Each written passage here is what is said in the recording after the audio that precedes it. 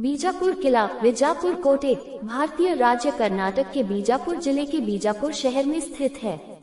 बीजापुर किले में आदिल शाही वंश के शासन के दौरान निर्मित स्थापत्य महत्व के ऐतिहासिक स्मारकों की भरमार है।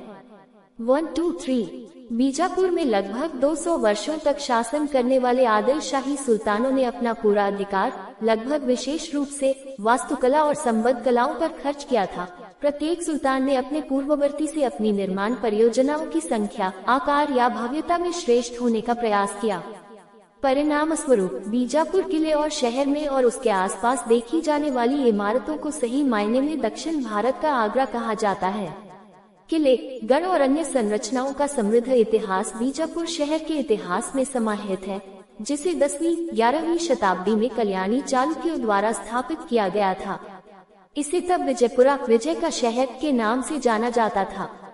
13वीं शताब्दी के अंत तक ये शहर दिल्ली में खिलजी सल्तनत के प्रभाव में आ गया था। 1347 में इस क्षेत्र पर गुलबर्गा की बहमनी सल्तनत ने विजय प्राप्त की थी। इस समय तक शहर को विजापुर या बीजापुर के नाम से जाना जाने लगा था। 1, 2 तुर्की के सुल्तान मुराद द्वितीय के पुत्र यूसुफ आदिल शाह 1481 में तत्कालीन सुल्तान मोहम्मद तृतीय के अधीन सल्तनत के बीदर दरबार में शामिल हुए थे। उन्हें राज्य के प्रधानमंत्री महमूद गवन ने गुलाम के रूप में खरीदा था। बाद में 1481 में उन्हें सल्तनत की सक्रिय रक्षा में दिखाई गई उनकी वफादारी और बहादुरी के लिए बीजापुर का राज्यपाल नियुक्त किया गया था। किला और गढ़ या किला और फारूक महल का निर्माण उन्होंने कुशल वास्तुकारों और कारीगरों की मदद से किया था, जिन्हें उन्होंने फारस, तुर्की और रोम से अपने रोजगार में शामिल किया था। यूसुफ ने खुद को सुल्तान के शासन से स्वतंत्र घोषित किया और इस तरह 1489 में आदिल शाही राजवंश या बहमनी साम्राज्य की स्थापना की। 1482 में बहमनी साम्राज्य 5 राज्यों में टूट गया और बीजापुर सल्तनत उनमें से एक था। यूसुफ आदिल शाह के हिंदू पत्नी पुंजीत मराठा योद्धा की बेटी से जन्मे बेटे इब्राहिम आदिल शाह ने अपने पिता की जगह ली, जिनकी मृत्यु 1510 में हो गई थी।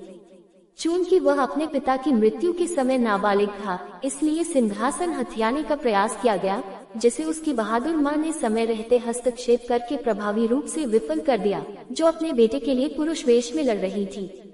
इसके बाद वह बीजापुर सल्तनत का शासक बन गया। किले में और अधिक निर्माण करने और किले के भीतर जामी मस्जिद बनाने में उसकी महत्वपूर्ण भूमिका थी। 3, 4, 5 इब्राहिम आदिल शाह के उत्तराधिकारी अली आदिल शाह प्रथम ने दक्कन के अन्य मुस्लिम शासकों अहमदनगर और बीदर के अन्य शाही राज्यों के साथ गठबंधन किया।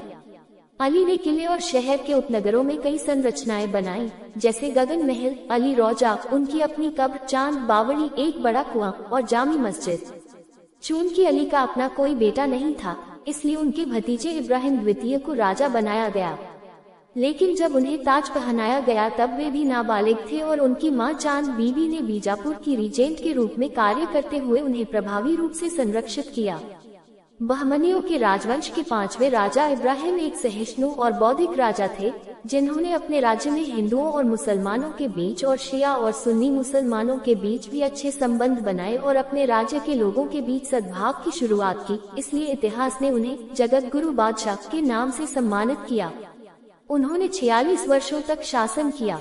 उन्होंने अपने महल परिसर में हिंदू मंदिर भी बनवाए और सरस्वती, विद्या की हिंदू देवी और ज्ञान के हिंदू देवता गणपति को समर्पित छंदों की रचना की।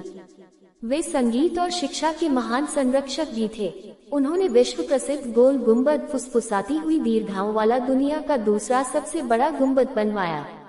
उनके शासनकाल के दौरान किले के परिसर में ऐतिहासिक मले के मैदान, तोप की स्थिति बनाई गई थी। ये बंदूक 4.45 मीटर 14.6 फीट लंबी एक विशाल शस्त्रागार है, जो अब भी उसी स्थान पर अच्छी स्थिति में